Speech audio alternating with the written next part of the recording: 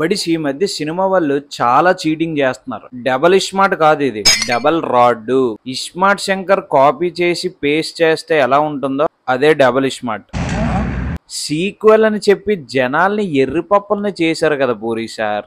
ఏం లేదు స్టోరీ, అసలు పార్ట్ 1 స్టోరీయే పెట్టేసి క్యారెక్టర్స్ చేంజ్ చేస్తారు అంతే. చూసారా సార్ డబుల్ యాక్షన్?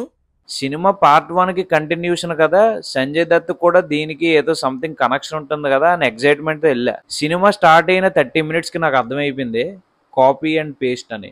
కొట్టుకుంటూ బాధపడాలి, ఇవన్నీ వాళ్ళకి కావాలయ్యా.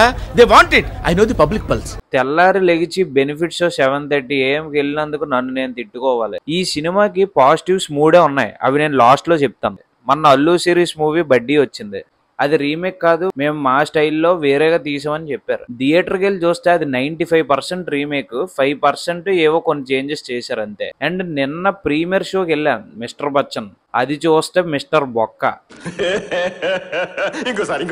అది చూస్తే మిస్టర్ బొక్క. అజయ్ దేవగన్ గారి రైడ్ మూవీ రీమేక్ అని చెప్పి అందరినీ ఎర్రిపప్పల్ని చేశారు హరీష్ శంకర్ గారు. ఆ మూవీ రివ్యూ కూడా నేను పోస్ట్ చేశాను, ఎవరైతే చూడలేదో అది కూడా చూడండి. అండ్ ఈ మూవీ రివ్యూలకి డీటెయిల్గా వెళ్లే ముందు మన ఛానల్కి ఎవరైనా కొత్తగా వచ్చినట్లయితే నా పేరు Ajay Davidson, welcome to my YouTube channel. ఈ ఛానల్లో మనం ఫ్యాషన్, లైఫ్ స్టైల్, ట్రావెలింగ్ కోసం డిస్కస్ చేస్తాం అండ్ మూవీ రివ్యూస్ కూడా.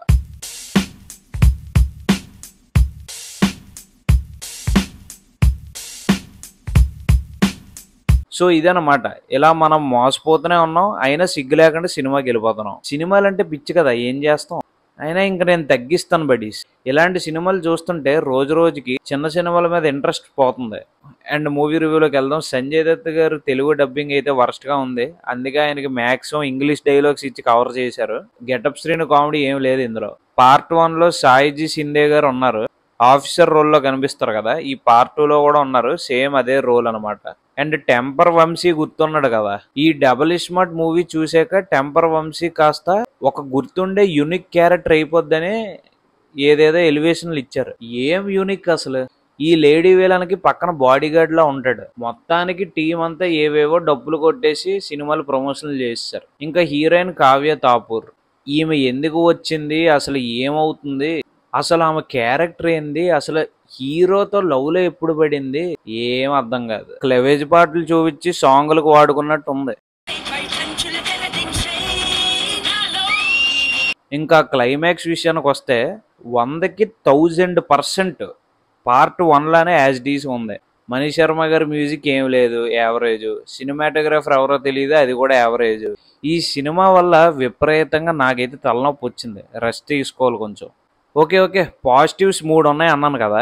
First one, Ram slang and old city body language అనమాట. ఆబ్వియస్లీ పార్ట్ 1 కూడా 80% హిట్ అవ్వడానికి రీజన్ అదే. అండ్ ఈ సినిమాలో 2 మంచి ఊపున్న సాంగ్స్ ఉంటాయి, అవి బాగానే ఉంటాయి అంతే, ఇంకేం లేవు. పూరి గారు లాంగ్ బ్రేక్ తీసుకొని ఇంకా చార్మి గారితో కొలాబ్ అవ్వకుండా ఒక మంచి సినిమా అండ్ కంటెంట్తో వస్తే మేమందరం ఇండస్ట్రీ హిట్ చేయడానికి రెడీగా ఉన్నాం. అసలు ఏంటి సార్ మీరు, అసలు మీరు ఎవరో మర్చిపోతున్నారు. Pokiri, business man, Golimaar, Bujjigadu, temper ఇలాంటివి ఎన్నో బ్లాక్ బస్టర్స్ ఇచ్చిన డైరెక్టర్ మీరు.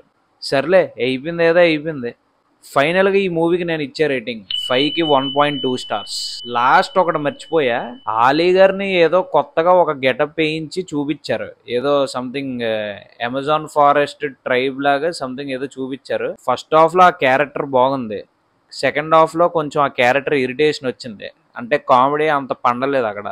ఇంకా క్లైమాక్స్లో ఎక్కడికి వెళ్ళాడో ఏమయ్యాడో ఇంకా పూరి గారికే తెలియాలి, అదనమాట. అండ్ ఛానల్ ఇప్పటి వరకు ఎవరైతే సబ్స్క్రైబ్ చేసుకోలేదో please do subscribe. And video నచ్చితే లైక్ అండ్ షేర్ చేయండి. See in the next video buddies, signing of.